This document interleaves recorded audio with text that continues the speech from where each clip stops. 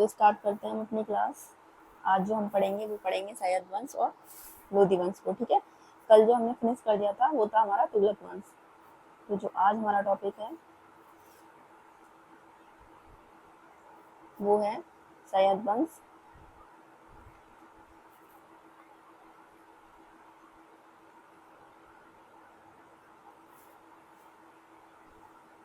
सैयद वंश, ठीक है। फिर इसके बाद हम लोधी वंश पढ़ेंगे। इसका टाइम पीरियड जो 1414 से लेके 1451 ईस्वी रहेगा। ठीक है। संस्थापक की बात करें सैयद वंश का तो वो है खिज्र खां। खिज्र खां, ठीक है, जिसका टाइम पीरियड रहेगा 1414 से लेके 1421। इसने क्या किया, इसने सुल्तान की उपाधि धारण करी। तो इसने सुल्तान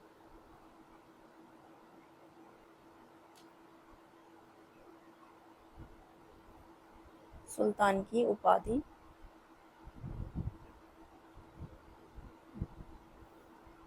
धारण की। ठीक है, सॉरी, धारण नहीं की।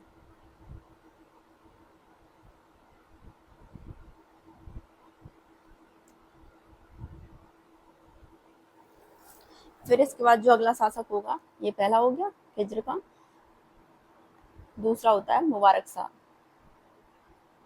मुबारक शाह, ठीक है, ये दूसरा संस्थापक वो होता है शासक। और 1421 से लेके 1434 इसका टाइम पीरियड रहता है। इसका क्या है कि इसने अपना वजीर जो था वो किसे नियुक्त किया था, बहलोल लोधी को नियुक्त किया था, या फिर बहलोल लिख लीजिए, ठीक है, को नियुक्त किया।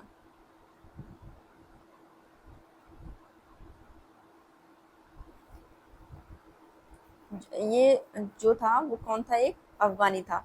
तो जो बहलोल लोधी होता है वो अफगान वंश से तो था। ठीक है, तो यहाँ लिख लीजिए ये अफगानी था।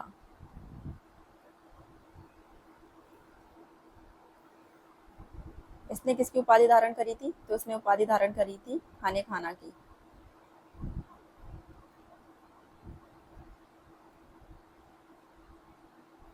ठीक है, उसके बाद जो अगला शासक होगा आपका वो होगा मोहम्मद शाह।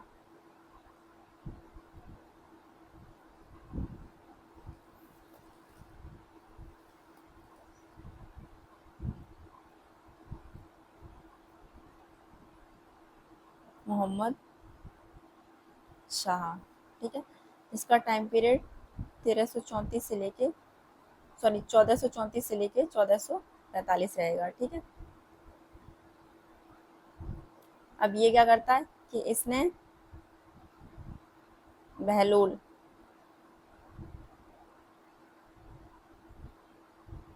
को अपना पुत्र घोषित किया।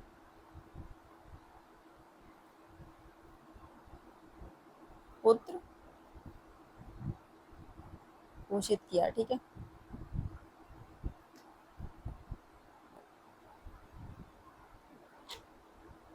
और फिर इसकी मृत्यु हो जाती है कब, 1445 में। उसके बाद जो अगला शासक बनेगा आपका वो होगा अलाउद्दीन आलम शाह।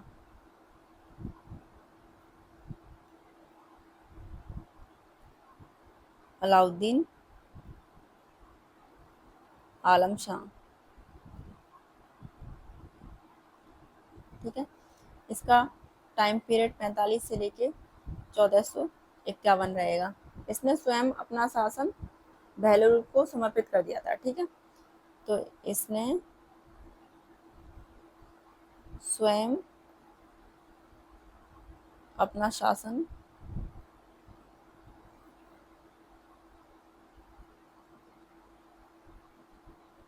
बहलोल को समर्पित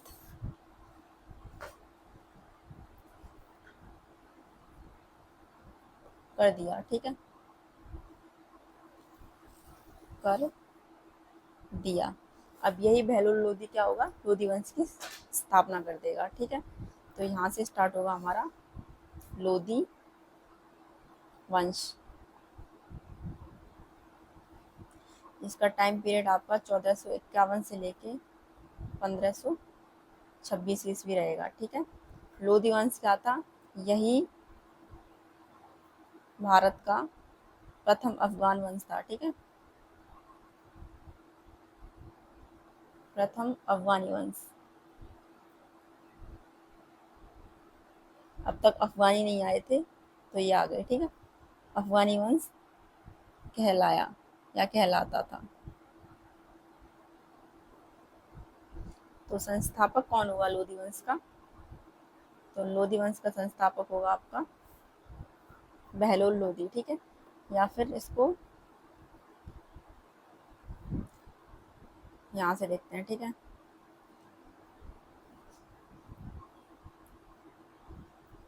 बहलोल लोधी नंबर 1 डाल दीजिए इसको। ठीक है, जिसका टाइम पीरियड आपका 51 से लेके 4089 रहेगा। ठीक है, कौन था ये था संस्थापक किसका, लोधी वंश का। ठीक है,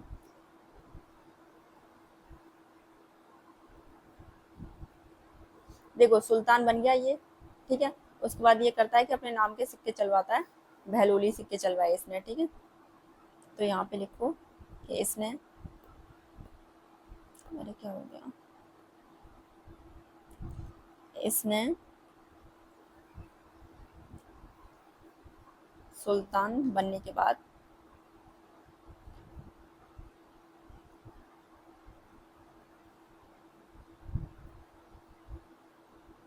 अपने नाम के मतलब क्या नाम, बहलो बहलोली। ठीक है, सिक्के चलवाए।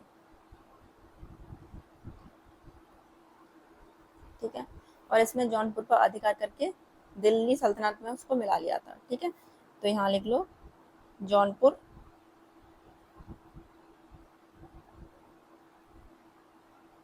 अधिकार किया, दिल्ली में मिलाया।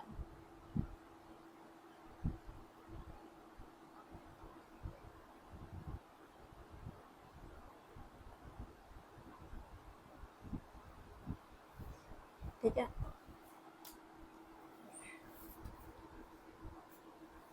और देखो उस टाइम पे क्या, वो तो अभी भी जैसे मुहर्रम पे तजिया निकलता है ना, तो वो इसने बंद करा दिया था। ठीक है, और 1500 नहीं, वो तो सिकंदर लोदी ने कराया था।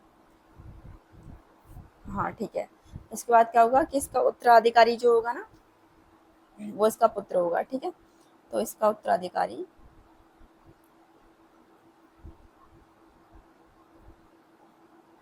इसका उत्तराधिकारी इसका पुत्र,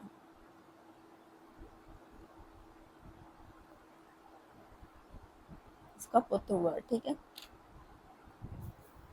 तो पुत्र कौन है, वो पुत्र के बारे में पढ़ना है, वो है आपका सिकंदर लोदी। तो दूसरा शासक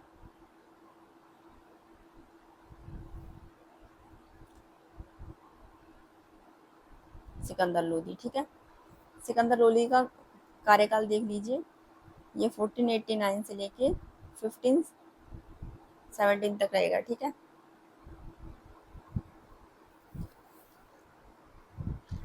ठीक है, अब देखो ये लोधी वंश का सबसे महान शासक होता है, तो लोधी वंश का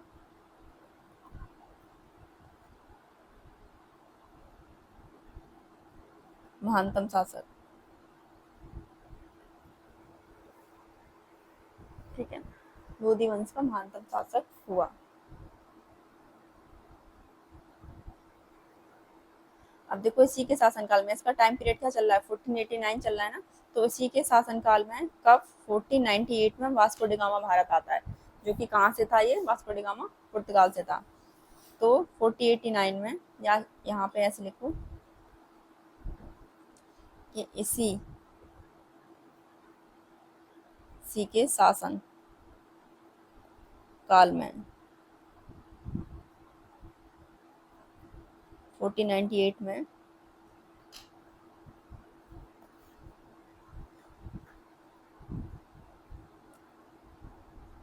वास्को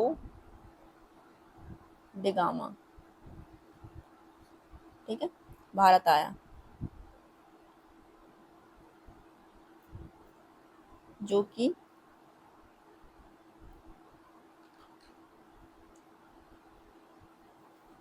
पुर्तगाल से था।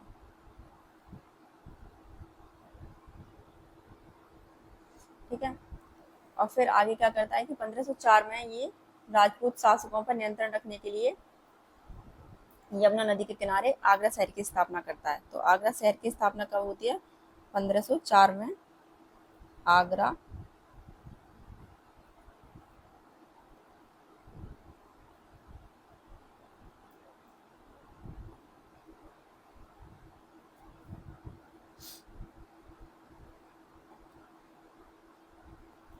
नगर की स्थापना, ठीक है।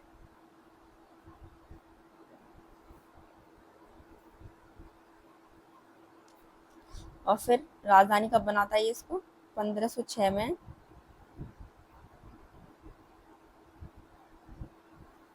आगरा राजधानी बनाई, ठीक है, बनाई है। एक पॉइंट, भूमि मापने के लिए प्रथा स्टार्ट करता है जिसे गाज ए सिकंदरी कहते हैं या गज ए सिकंदरी कहते हैं, ठीक है। तो ये भी बहुत इंपॉर्टेंट है। क्या करता है कि भूमि मापने के लिए एक नई इकाई चलाई गई थी जिसे हम गजे सिकंदरी कहा जाता है। यह 30 इंच का होता था, ठीक है, या एक तरीके से पैमाना मान लीजिए, भूमि मापन पैमाना, ठीक है। तो भूमि मापने के लिए कौन सी इकाई चलाई थी? गज ए सिकंदरी, ठीक है।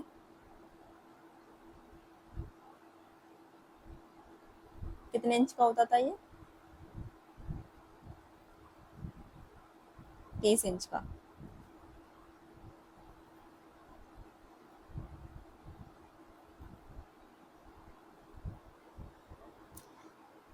देखो, सिकंदर लोदी जो था वो एक कवि था, ठीक है। तो ये कविता भी लिखता था, किसके नाम से? गुल्लुकी के नाम से। तो सिकंदर लोदी एक कवि था और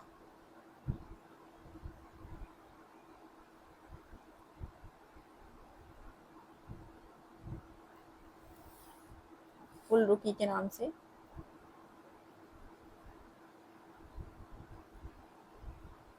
कविता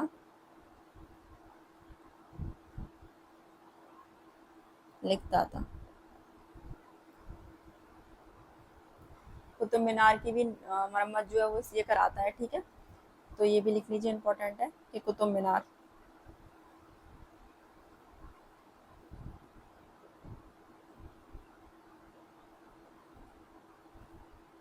कुतुब मीनार की मरम्मत कराई इसने, ठीक है। तो ये कुछ इंपॉर्टेंट पॉइंट रहेंगे हमारे सिकंदर लोदी से रिलेटेड। इसके समकालीन कवि लिख लीजिए, समकालीन या इसके समकालीन कौन कौन थे? तो इसके समकालीन थे कबीरदास और गुरु नानक, ठीक है। कबीरदास और कौन थे? गुरु नानक, ठीक है। तो ये कुछ चीज़ें इंपॉर्टेंट रहेंगी। और फिर आगे जो शासक बनता है हमारा वो रहेगा इब्राहिम लोदी,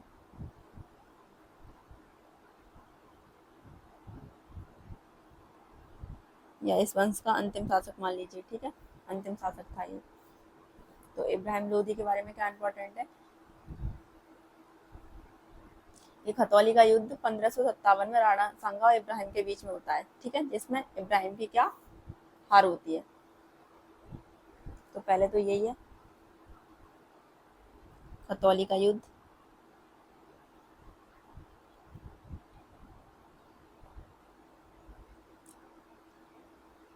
तो कब होता है ये? 1518 में, और राणा सांगा से हार जाता है, ठीक है।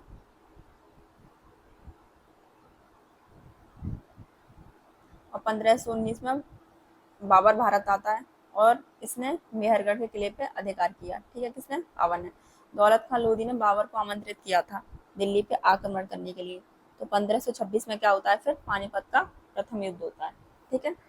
तो यहाँ पे लिखिए 1526 में पानीपत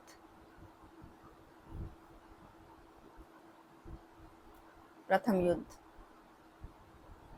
किसके के बीच में? बाबर और इब्राहिम लोधी, ठीक है। इब्राहिम लोधी, जिसमें क्या होता है कि ये बाबर से हार जाता है और यहाँ पे भी इसकी हार होती है, ठीक है।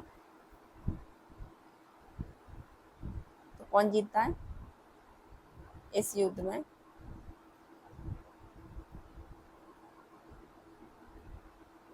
बाबर की जीत होती है, ठीक है।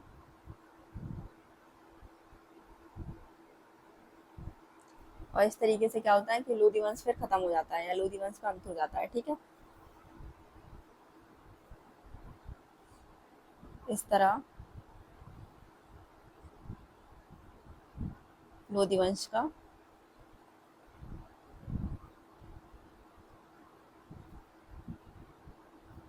अंत हो जाता है। और फिर यहाँ से क्या होता है? यहाँ से मुगल वंश की स्थापना होती है, क्योंकि बाबर जीत जाता है, ठीक है। और बाबर किसकी स्थापना करता है? मुगल वंश की। तो फिर जो आगे की क्लास रहेगी हमारी, उसमें हम पढ़ेंगे मुगल वंश के बारे में, ठीक है। ओके।